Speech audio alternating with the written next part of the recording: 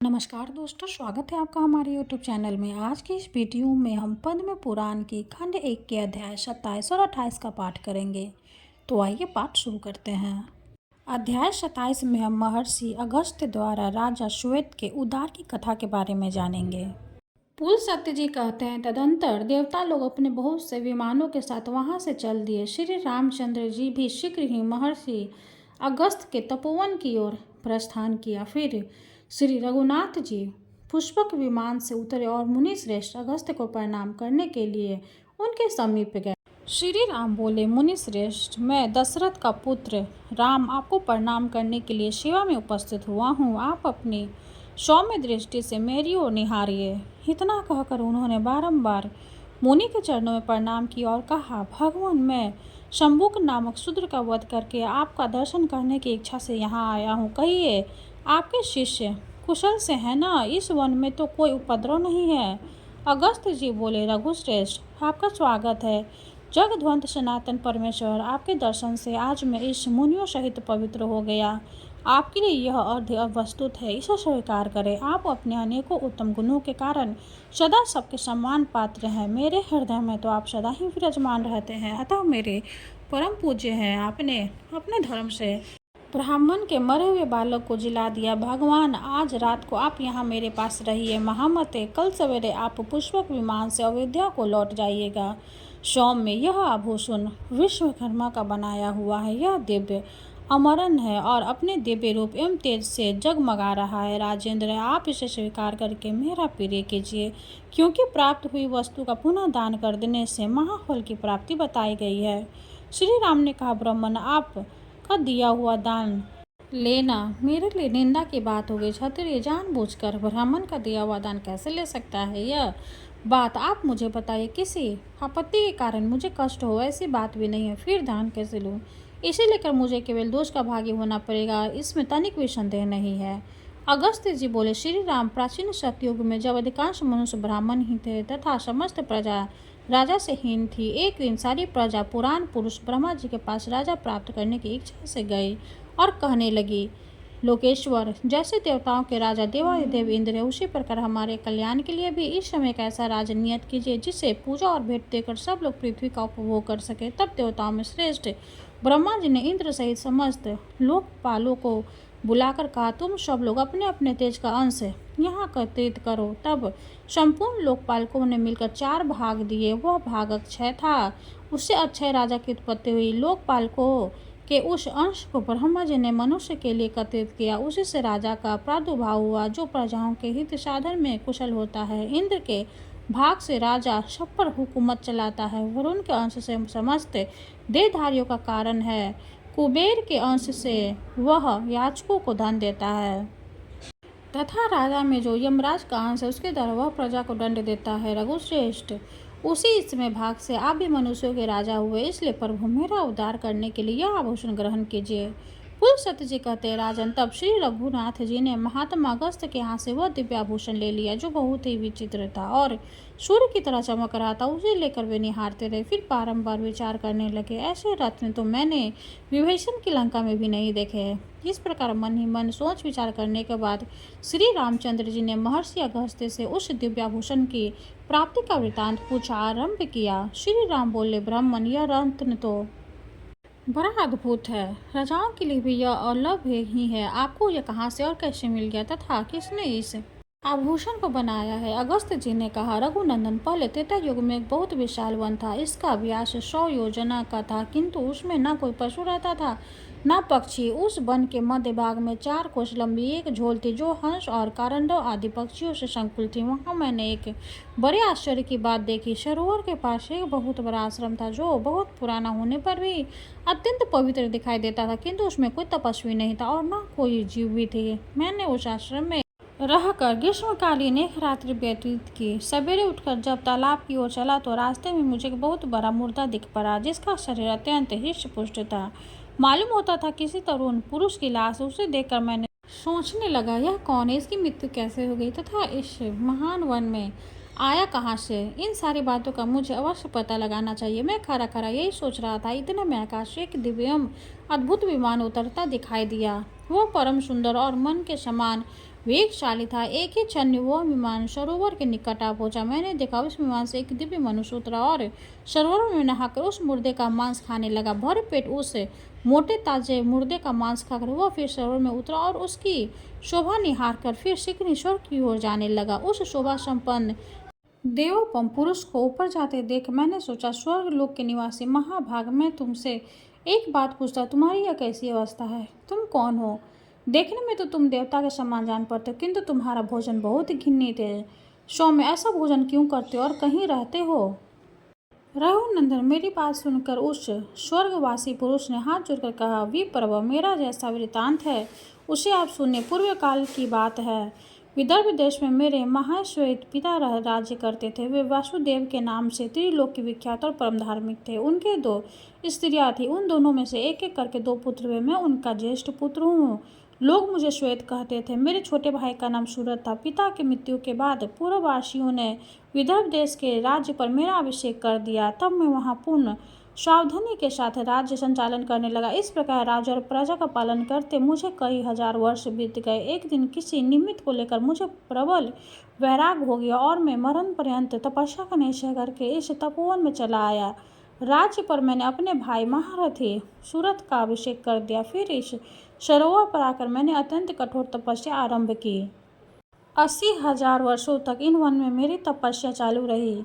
उसके प्रभाव से मुझे भुवनों में सर्वश्रेष्ठ कल्याण में ब्रह्मलोक की प्राप्ति हुई, किंतु वहां पहुंचने पर मुझे भूख और प्यास अधिक सताने लगी। मेरी इंद्रियां तिलमिला उठी। मैंने त्रिलोक के सर्वश्रेष्ठ देवता ब्रह्मा जी से पूछा, भगवान, यह लोक तो भूख और प्यास से रहित सुना गया है। यह मुझे किस कर्म का फल प्राप्त है कि भूख और प्यास यहाँ भी मेरा पिंड नहीं छोड़ती? देव, शीघ्र बताइए, मेरा आहार क्या है? महामुनि, इस पर ब्रह्मा जी ने बहुत देर तक सोचने के बाद कहा, तात, पृथ्वी पर कुछ दान किए बिना यहाँ कोई वस्तु खोने को नहीं मिलती। तुमने उस जन्म में भीख मांगे को कभी भीख तक नहीं दी।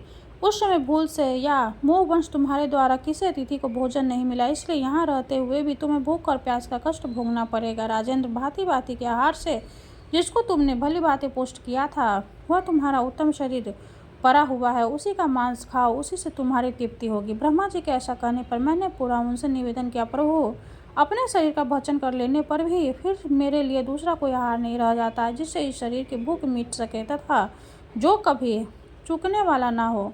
ऐसा कोई भोजन मुझे देने की कृपा कीजिए। तब ब्रह्मा जी ने कहा, तुम्हारा शरीर एक क्षय बना दिया गया है, उसे प्रतिदिन खाकर तुम तृप्ति का अनुभव करते रहोगे। इस प्रकार अपने ही शरीर का मांस खाते जब तुम्हें 100 वर्ष पूरे हो जाएंगे, उस समय तुम्हारे विशाल एक दुर्गम तपोवन में महर्षि अगस्त्य पधारेंगे। उनके आने पर तुम संकट से छूट जाओगे। राजेश्वर, वे इंद्र सहित संपूर्ण देवताओं और असुरों के भी उद्धार करने में समर्थ है। फिर तुम्हारे इस घृणित आहार को छुड़ाना उनके लिए कौन सी बड़ी बात है? भगवान ब्रह्मा जी का यह कथन सुनकर मैं अपने शरीर के मांस का घृणित भोजन करने लगा। विप्रभु, यह कभी नष्ट नहीं होता तथा इससे मेरी पूर्ण तृप्ति भी हो जाती है। ना जाने कब वे मुनि इस वन में आकर मुझे दर्शन देंगे। यही सोचते हुए मुझे 100 वर्ष पूरे हो गए हैं। ब्राह्मण, अब अगस्त मुनि ही मेरे सहायक होंगे, यह बिल्कुल निश्चित बात है। राजा श्वेत का यह कथन सुनकर तथा उनके उस घृणित आहार पर दृष्टि डालकर मैंने कहा, अच्छा, तो तुम्हारे सौभाग्य से मैं आ गया। अब निस्संदेह तुम्हारा उद्धार करूंगा। तब वे मुझे पहचान कर दंड की भांति मेरे समान पृथ्वी पर पड़ गए। यह देख मैंने उसे उठा लिया और कहा, बताओ, मैं तुम्हारा कौन सा उपकार करूं? राजा बोले, ब्राह्मण, इस घृणित आहार से तथा जिस पाप के कारण यह मुझे प्राप्त हुआ है, उससे मेरा आज उद्धार कीजिए, जिससे मुझे अक्षय लोक की प्राप्ति हो सके। ब्रह्म से अपने उद्धार के लिए मैं यह दिव्य आभूषण आपकी भेंट करता हूँ, इसे लेकर मुझ पर कृपया कीजिए। रघुनंदन, उस स्वर्गवासी राजा की ये दुख भरी बातें सुनकर उसके द्वार की दृष्टि से ही वह दान मैंने स्वीकार किया। लोभ वंश नहीं, उस आभूषण को लेकर जो ही मैंने अपने हाथ पर रखा, उसी समय उनका वह मुर्दा शरीर अदृश्य हो गया। फिर मेरी आज्ञा लेकर वे राजश्री बड़ी प्रसन्नता के साथ विमान द्वारा ब्रह्मलोक को चले गए। इंद्र के समान तेजस्वी राजश्री श्वेत ने ही मुझे यह सुंदर आभूषण दिया और इसे देकर वे पाप से मुक्त हो गए। 27वां अध्याय समाप्त हुआ। हरे कृष्णा। अब हम 28वां अध्याय का पाठ करेंगे। 28वां अध्याय में दंड कारण्य की उत्पत्ति का वर्णन जानेंगे। पुलस्त्य जी कहते, अगस्त जी की यह अद्भुत वचन सुनकर श्री रघुनाथ जी के विस्मय के कारण पुनः प्रश्न किया, महामुने, वह वन जिसका विस्तार 100 योजन का था, पशु पक्षियों सहित रहित निर्जन सूना और भयंकर कैसे हुआ। अगस्त्य जी बोले, राजन, पूर्व काल के सतयुग की बात है। वैवस्वतः मनु इस पृथ्वी का शासन करने वाले राजा थे। उनके पुत्र का नाम इक्ष्वाकु था। इक्ष्वाकु बड़े ही सुंदर और अपने भाइयों में सबसे बड़े थे।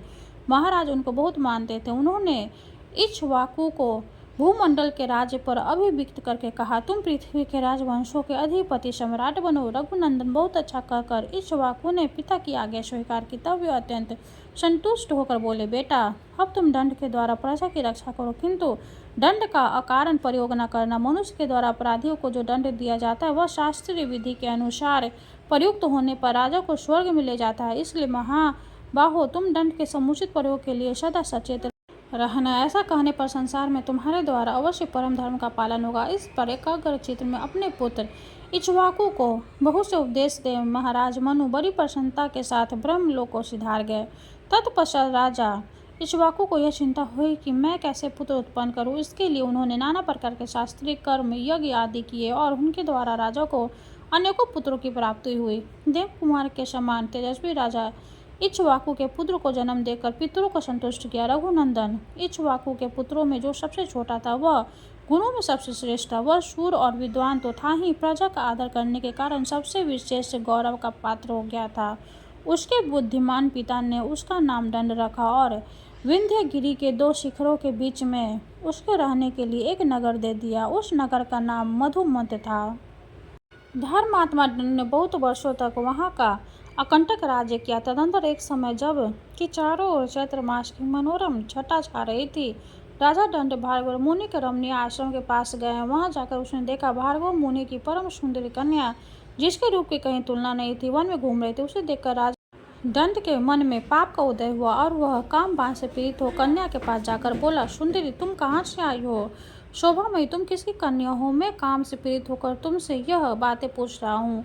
वारारोह, मैं तुम्हारा दास हूँ। सुंदरी, मुझ भक्त को अहंकार करो। अर्जा बोली, राजेंद्र, आपको मालूम होना चाहिए कि मैं भार्गव वंश की कन्या हूँ। पुण्यात्मा शुक्राचार्य में ज्येष्ठ पुत्री है। मेरा नाम अर्जा है। पिताजी इस आश्रम पर ही निवास करते हैं। महाराज शुक्राचार्य मेरे पिता हैं और आप उनके शिष्य, अर्थात धर्म के नाते मैं आपकी बहन हूँ। इसलिए आपको मुझसे ऐसी बात नहीं करनी चाहिए। यदि दूसरे कोई दुष्ट पुरुष भी मुझ पर की दृष्टि करे तो आपको सदा उनके हाथ में मेरी रक्षा करनी चाहिए। मेरे पिता बड़े क्रोधी और भयंकर है, वे आपको भस्म कर सकते। अतः निपश्रेष्ठ, आप मेरे महातेजस्वी पिता के पास जाइए और धर्मानुकूल बर्ताव के द्वारा उनसे मेरे लिए याचना कीजिए, अन्यथा आप पर महान एवं घोर दुख आ पड़ेगा। मेरे पिता का क्रोध उभर जाने पर वे समुचित लोक भी जलाकर खा सकते हैं। दंड बोला, सुंदरी, तुम्हें पालने पर चाहे मेरा वध हो जाए अथवा वध से भी महान कष्ट भोगना पड़े, भीरु, मैं तुम्हारा भक्त हूँ, मुझे स्वीकार करो। ऐसा कहकर राजा ने उस कन्या को बलपूर्वक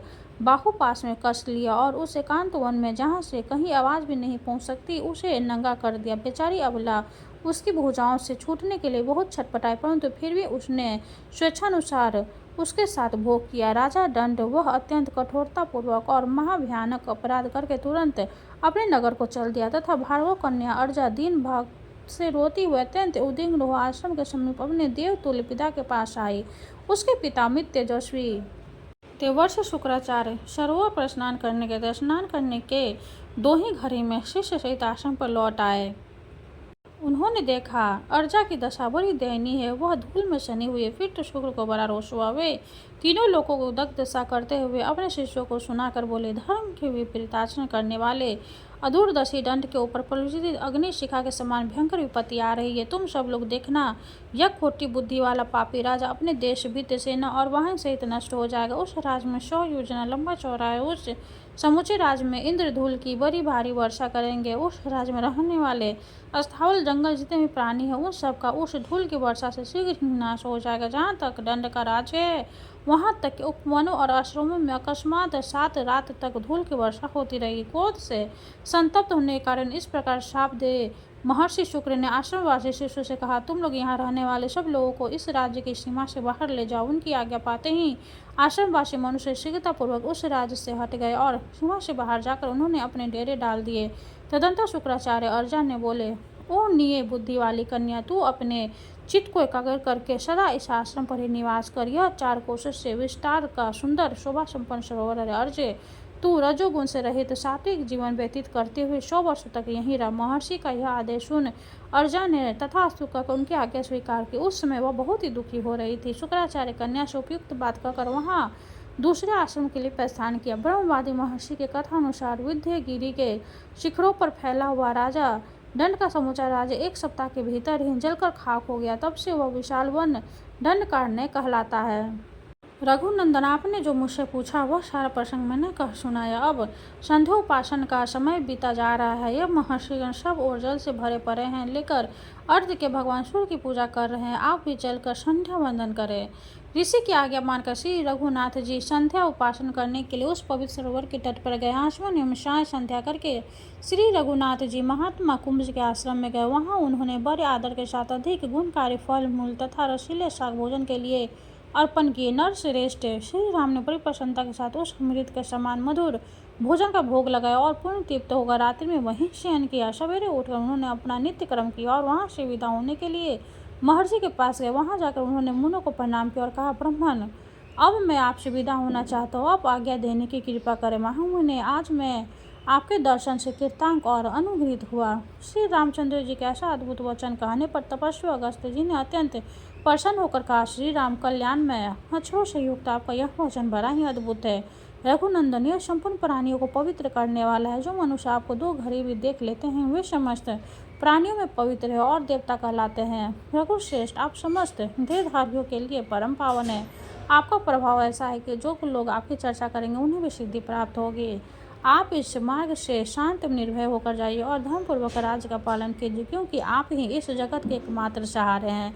महर्षि के ऐसा कहने पर महाराज श्री रामचंद्र जी ने हाथ जोड़कर उन्हें प्रणाम किया तथा अन्य मुनिवरों को भी, जो सबके सब तपस्या के धनी थे, सादर अभिवादन करने हुए शांत भवा से सुवर्ण भूषित पुष्कर विमान पर चढ़ गए। यात्रा के समय मुनिगण के सब ओर से उन पर आशीर्वादों की वर्षा की। समस्त पुरुषार्थों के ज्ञाता श्री रघुनाथ जी के दोपहर होते होते अयोध्या में पहुंचकर 7वीं ढयोढ़ी में उतरे। तत्पश्चात उन्होंने इच्छानुसार चलने वाले उस परम सुंदर पुष्प विमान को विदा कर दिया। फिर महाराज ने द्वारपालों से कहा, तुम लोग फुर्ती से जाकर भरत और लक्ष्मण को मेरे आगमन की सूचना दो और उन्हें अपने साथ लिवाओ, विलंब न करना। द्वारपाल आज्ञा के अनुसार जाकर दोनों कुमारों को बुला लाए। श्री रघुनाथ जी अपने प्रिय बंधु भरत और लक्ष्मण को देखकर बड़े प्रसन्न हुआ और उन्हें छाती से लगाकर बोले, मैं ब्राह्मण के शुभ कार्य का यथावत संपादन किया है। अब मैं पूर्ण धर्म का अनुष्ठान करूंगा। वीरों, मेरा कान्य कुंज देश में जाकर भगवान वामन की प्रतिष्ठा करने का विचार किया। 28वां अध्याय समाप्त हुआ। हरे कृष्ण। अब हम सूर्य देव की आरती करेंगे। ओम जय सूर्य भगवान, जय हो दिनकर भगवान। जगत के नेत्र स्वरूपा, तुम हो त्रिगुण स्वरूपा। धरत सभी तब ध्यान। ओम जय सूर्य भगवान, ओम जय सूर्य भगवान। सारथी अरुण है प्रभु, तुम श्वेत कमलधारी। तुम 4 भुजाधारी, अश्व साथ तुम्हारे। कोटि किरण पाशारे, तुम हो देव महान। ओम जय सूर्य भगवान, ओम जय सूर्य भगवान। उषा काल में जब तुम उदया चले आते, सब तब दर्शन बाते फैलाते उजियारा। जगता तब जग सारा, करे सब तब गुणगान। ओम जय सूर्य भगवान, ओम जय सूर्य भगवान। संध्या में भुवनेश्वर अस्ता चले जाते, गोधन तब घर आते गोधूलि बेला में। हर हर हर आंगन में हो तब महिमा गान। ओम जय सूर्य भगवान, ओम जय सूर्य भगवान। देव दनुज नर नारी, ऋषि मुनिवर भजते। आदित्य दे जपते, श्वेत मंगलकारी। इसकी है रचना न्यारी, दे नव जीवन दान। ओम जय सूर्य भगवान, ओम जय सूर्य भगवान। तुम हो त्रिकाल रचयिता, तुम जग के आधार। महिमा तब अपरंपार, प्राणों का सिंचन करके भक्त को अपने देते बल बुद्धि और ज्ञान। ओम जय सूर्य भगवान। ओम जय सूर्य भगवान। भूचर जलचर खेचर सबके हो प्राण तुम्ही। सब जीवों के प्राण तुम्ही। वेद पुराण बखाने धर्म सभी तुम्हें माने। तुम्हें सर्वशक्तिमान। ओम जय सूर्य भगवान। ओम जय सूर्य भगवान। पूजन करती दिशाएं पूजे 10 दिक्पाल। तुम भुवनों के प्रतिपाल। ऋतु में तुम्हारी दासी तुम्हें शाश्वत अविनाशी शुभकारी अंशुमान। ओम जय सूर्य भगवान। ओम जय सूर्य भगवान। जय हो दिनकर भगवान। जगत के नेत्र स्वरूपा तुम हो त्रिगुण स्वरूपा। धरत सभी तब ध्यान। ओम जय सूर्य भगवान। ओम जय सूर्य भगवान। सूर्य भगवान की जय हो। वीडियो अगर अच्छी लगे तो लाइक करें, चैनल को सब्सक्राइब कर दें। धन्यवाद।